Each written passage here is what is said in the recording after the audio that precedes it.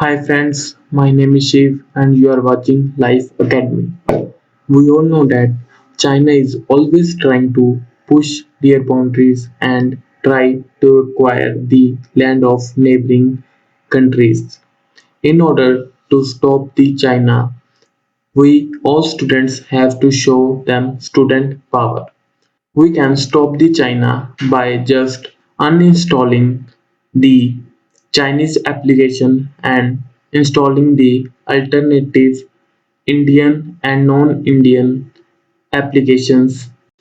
This small step has a huge impact on the Chinese companies and their revenues, and it helps our country also. The most widely application used by student is Scam Scanner. The alternative to this application is Adobe Scan. This is not a Indian application but will affect the China very much. The second application is WPS Office.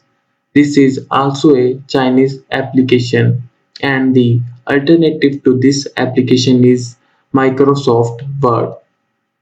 The third application is Share It. This application is widely used by Indians. The alternative to this application is Geo Switch. This is an Indian application. The fourth application is the browser, and the Indian alternative to this Chinese application is Geo Browser. By this small step, China can lose billions of US dollars and affect Chinese economy very much. Thanks for watching.